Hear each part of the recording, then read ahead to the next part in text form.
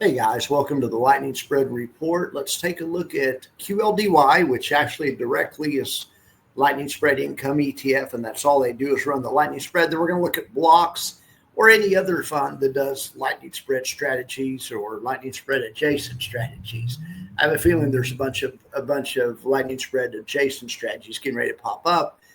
It's because they're good strategies. So this QLDY. This fund is just about 2 weeks old. I've been tracking the trades. We've been looking at the dividend. We're even kind of estimating the dividend or kind of keeping track of it. The fund's investment objectives is seek current income. The fund's secondary objective is seek capital appreciation. These guys generate daily option premium through the systematic sell ODT put spreads. Anyway, we're going to look into that. And then, like I say, at the end of this video, or I don't know if I've told you yet, but stick around to the end of this video and we're going to have some bonus content. I'm actually going to show you how to apply some of these theories in your own account, right? All right. So let's go to my spreadsheet. All right, so on the spreadsheet, this is just how much they earn. It's not really that big of a deal, but what I wanted to show you guys over here in column D, well, column N, I have how much the fund earns every day per share. But column D, they went the first week and they didn't pay any dividends, so I just accumulated all that. So they were up to 37 cents by the start of the second week, but then they announced their first dividend. It was 19 cents. Well, that took the reserve down to 18 cents. And this was the rest of last week. That's Tuesday, Wednesday, Thursday, and Friday. So now they've built up a reserve. They've gone from 18 all the way up to, they went up to 44 cents. But then Thursday night or Friday, I forget which one, they declared another dividend. They're paying dividends twice a week. So they paid another 19 cents. So that comes out, I think it came out Friday. I think they pay Tuesday and Friday.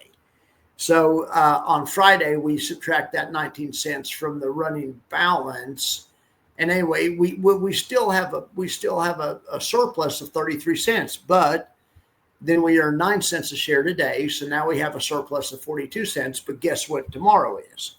Tomorrow's Tuesday. So another probably 19 cents will come out, or it looks like 19 cents could easily come out.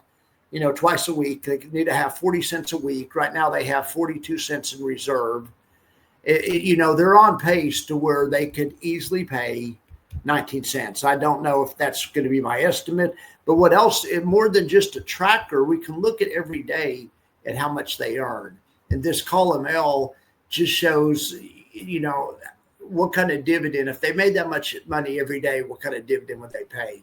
Well, the numbers have been 45, 31, 49%. One day they didn't have a trade. Anyway, 38%, 36%, 45%, 31, 36, 31, 40. The average is 35%. And I would say so far, and I think I had this calculated, they're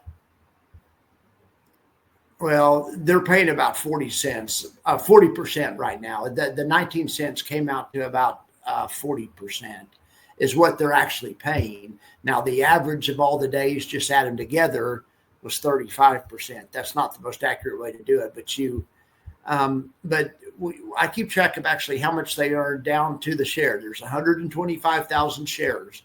Today they sold something for 73 twice, and they bought something for 13.70 twice.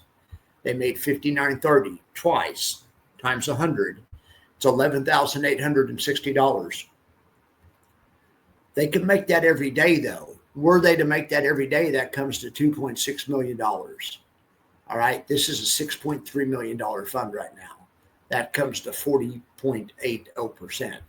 That's a pretty darn good little, if they could do today every day, because they're still getting basically uncapped upside. They need the market to go up.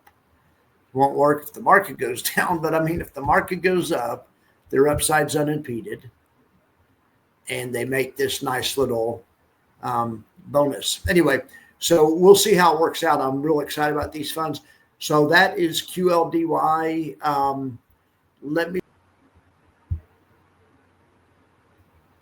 All right, blue is QLD. This is cumulative total return. So this is if you bought it at day one, you'd be just a little bit ahead in QLD versus triple Q, but it's just kind of on a rolling basis. Okay, so next let's look at blocks. Here are the blocks trades. This is the position size going into tomorrow. In other words, they have 15.99% of the fund is FBTC. Now the results, FBTC was up 2.73%.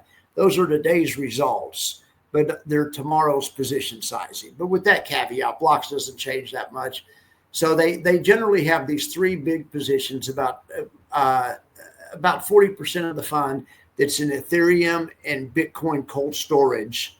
That's what HODL is Bitcoin cold storage, and FBTC, I believe, is cold storage also, maybe futures, whatever. I'll let the Bitcoin people handle that. And ETHA, probably cold storage. That's probably what you want, is the actual real commodity. So they're probably all just the ETFs, which just has custody of the actual commodity.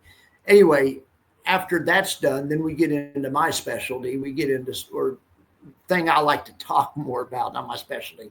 We get into stocks. So they hold stocks that are in the DeFi business, mining, crypto, whatever, Bitcoin adjacent type business, things like Robinhood, Riot Blockchain, Iron. Iron's been a darling lately. Look at that thing, up 14% today. Holy cow, Iron. I always tell you guys that I learned so much more from you guys than you guys ever learned from me. Hopefully I've taught one or two people one or two things, but I mean, I learned multiple things from you guys every day. And one of you guys, I know who it was. I'm just not going to say, I don't want to embarrass you or call, but one of you guys told me about this thing months ago, or I don't know, months ago, but a month ago, maybe more, maybe like 6 weeks ago. Oh my gosh, what a great call. And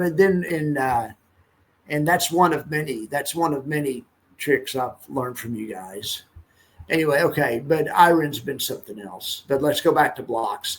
The only reason we really care with blocks, or the reason that it matters, because I tried to cover the option side of this, and we're going to get into that in the third segment of this show, how to use this in your own account. The only reason it really matters is because that unencumbered upside really helps when things like Iron are doing that. We don't have any AMD in this account, but man, if we did, wouldn't that be great? Because AMD was up big. But we had Iron. Iron's up 14%. That's good enough. Riot Blockchain was up 10.91%. That's good enough. Galaxy's up 7.4%. Blocks is really killing it. We're going to keep an eye on blocks as well, because it's one of the only other lightning spread funds. Okay, now the third segment. Another friend of the show, asked about maybe doing a lightning spread in maybe a stock like Open, or maybe a stock like ASST. What would I recommend? And so I started to think about it, and really, I'm not sure the lightning spread. The thing I think is the real genius of the lightning spread. If somebody stuck a gun to your head and said, you have to do the same trade every day, mechanically every day, and you have to tell me what you're going to do 3 months in advance, because they have to file with the SEC. That's how an ETF works. In a circumstance like that, where you mechanically have to do something every day, the lightning spread makes a lot of sense, just because of the mechanics of it, especially in a bull market. And so do a lot of these things that they're doing. As far as just a tactical trade about, hey, I think I like Open, let's do a lightning spread on Open, I don't necessarily think that may not be the best idea. In other words, what I'm trying to think, I think the lightning spread is better, is more for campaigning, repetitive type, removing premium on a repetitive mechanical basis. I think that's what the lightning spread is for. Okay, but having said that, I love to talk about options. So let's go look at Open. First of all, ASST is too small to mess with options. I mean, just buy the stock. It's too cheap.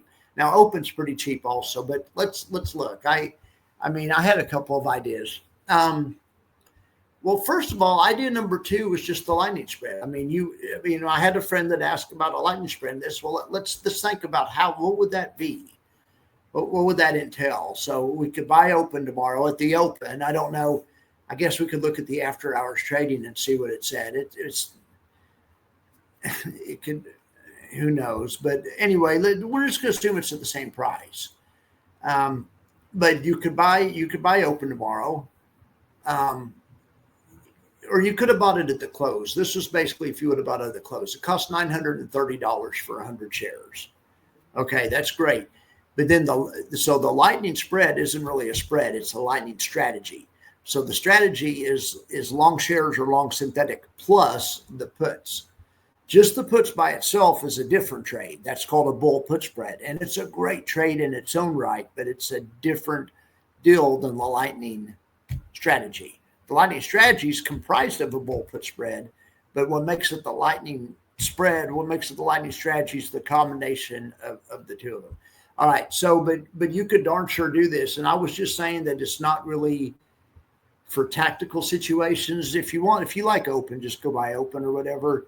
But this isn't the worst idea because you could just go buy open this way. And then at the same time you bought open, you could sell the 9.5 put. It's going for, you could sell it for $80 and you could buy the 8.5 put for $30. All right. So you make $50, take your wife to dinner, or just put the $50 in your back pocket and do the same thing again next week and next week and put it towards the cost of the stock. The stock only cost you $900, right? So that'd be one way to do it. That'd be one way to do it. And your risk is, but just be aware your risk is, so you're going to hold the stock anyway. So you don't care. That's why you're buying the stock. So if it goes down, of course, you're going to hold the stock. Let's say the stock goes down to 7. You're going to be in a situation where you're holding the stock. So you might feel like a bag holder. And also you're going to have to settle the losing trade. You got a $50 credit, but it's 2 points wide. So it means it's, but they're 50 cents. Okay. It's 100. Okay. But you lost $50, but you will lose $50 if it shoots through both ways. So it's not that big of a deal. But I'm saying you could be in a situation if it goes down 3 or 4 days in a row where you have to come out of pocket $50, $50, to pay for the losing trade. And the stock will be down also. So, I mean, I don't know that it's the best tactic for a day in and day out.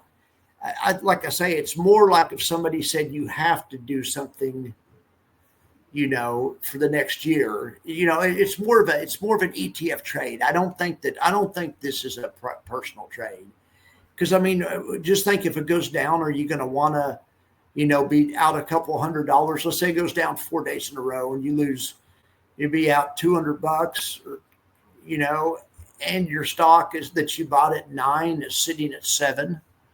So, I mean, I don't know.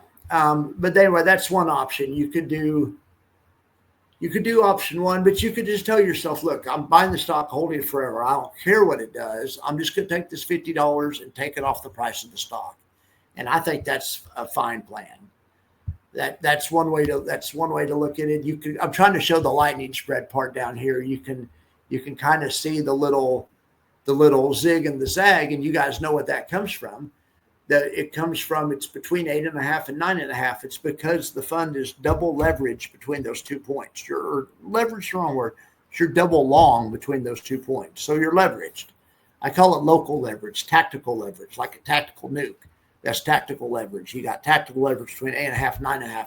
As long as you're on this side of 8.5 or 9.5, you benefit from it. If you go on the other side, it's a deduction. It's a demerit. Anyway, so but that's one way to do it. You could definitely do it that way, and that's what I would do if you just wanted to do a lightning spread on open. With the caveat, I don't know it's the best thing to do, a day in and day out.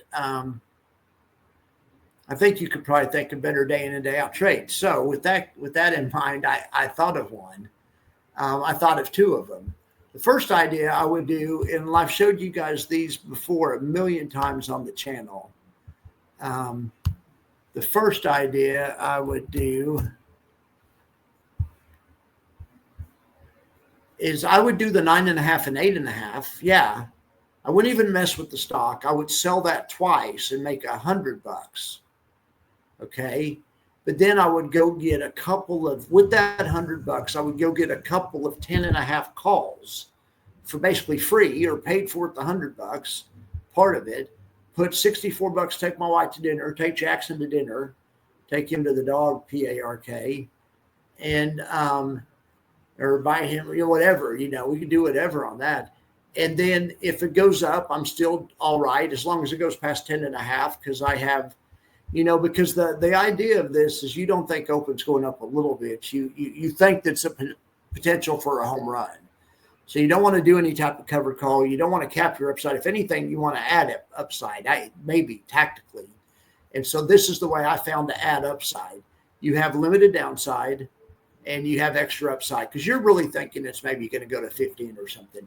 On this one, 15 is $1,000 trade. But you could also just do the plain old lightning spread. And 15 is a $600 winner on that also. I mean, if you can get to go to 15, you're going to be in good shape either way. But so I really like this idea. This is a risk reversal, 3-leg risk reversal. It only lasts for a week is the problem with this. But it doesn't need the market to move. It breaks even. It has a little bit of a buffer, and if the market doesn't move, it even makes money. So I'm saying it has a little zone. It's a decent trade.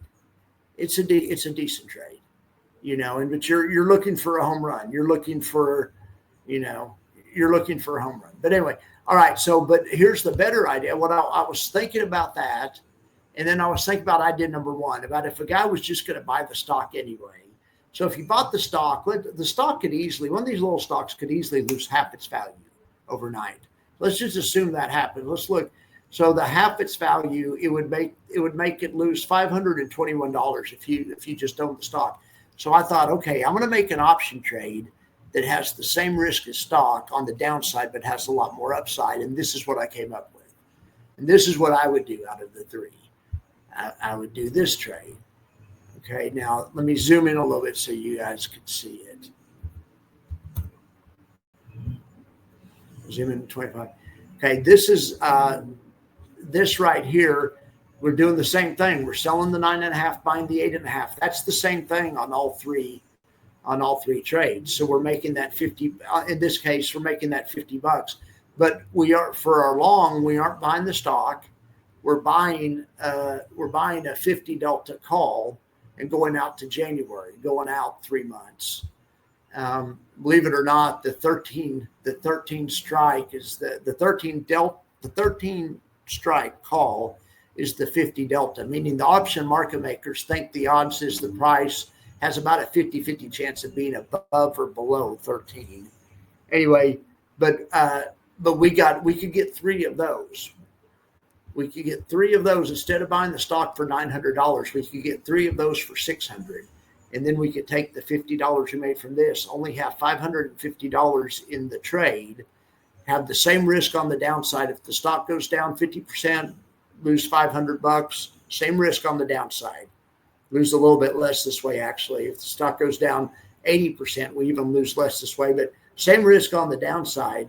But like I say, on open, you aren't thinking it's going to go up a little bit. You're thinking it's going to go up a lot. And, if we got 15 on this, that it's $1,000 winner. If we got, because this trade goes all the way out to January, it goes out 3 months. So, if we did in the next 3 months, get 50, it's a $10,000 winner, and it was just a $540 trade to put on. The beauty about it is, here's the lightning spread part about it, or the lightning strategy. You could do this $50 put spread every week. Okay. And this is like 13 weeks in the future. So it basically, the put spreads, the income off the put spreads should have paid for the long by that point in time. So if the market still has to cooperate, the market has to go up at least a little bit, you know, but even if you can get it to go to, you know, even if you can get it to go to 11, it's, you know, it's a $311 winner on a $543 trade. It doesn't have to go up that much.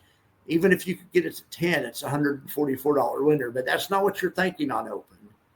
If it goes down, it's the same as stock. It's actually a little bit less this way, but basically the same risk on the downside of stock, a lot more reward on the upside. If it goes to 20, it's $2,200 winner Max's way, Max's risk reversal.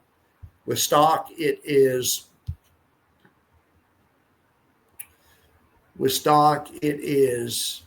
an $1,100 winner. You make about twice as much. I added 50%. I added 50% instead of 100 deltas. We were long 150 deltas because our long position is this 3 quantity, 50 deltas. 3 times 50 is 150 deltas. So we're long 150 deltas and selling put spreads against it. So we're leveraged long. We're long plus 50%. So, but the put spreads give us a little bit of protection on the downside, and the fact that we're using out of the money calls, we have some protection on the downside. So that's why I set the strategy to have the same risk as just buying 100 shares of stock on the downside, but way more reward. So that's the one I would do. I'll share it in the comments. I would do that spread right there. I would do that one, or just go buy the shares of stock. It's $929. You don't have to worry about the leverage and stuff. If you can get it to go, who cares if you make 2,200 if it goes to 20? 1,100 is plenty of money too. Buy the stock, sell the 9.5, buy the 8.5. Do a trade like that once a week. Use this money to pay down the price of the stock, right? Do it on leverage. Do it on margin. Buy the stock on 50% margin. Do it purposely on margin, but do this spread every week, and then use the spread. Pay that towards the margin or whatever. See if you could get a self-supporting trade. I bet you could. Anyway, those are my ideas for the night. So that's kind of the lightning spread in action. The lightning spread's more of a lifestyle. It's a philosophy. It's having a long and a short at the same time, but it's keeping your possibilities open. I sound like Matthew McConaughey now. I'm starting to be real metaphysical, you know. But that's the whole idea, though. And you know, in the old days, covered calls were so restrictive, and you know, had so many problems. And then this new generation that they can do, this new generation, financial engineering, we'll call it what it is, but it's a sweet little. There's some sweet little hedge fund tricks that you know.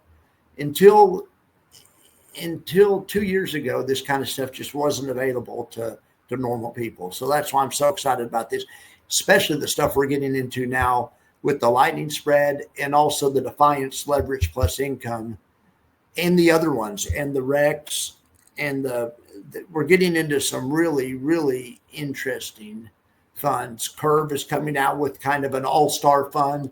Kind of, it might be their own version, kind of maybe kind of like a Volti or LFGY, their own, you know, maybe KLTY or something. Anyway, should be good. All right, guys, I appreciate y'all for being here. I'll try to make I'm going to do the report every night with the dividends and, you know, the stock and stuff, but I'm going to try to make the spreadsheets better and stuff, or I'll make that part of it better.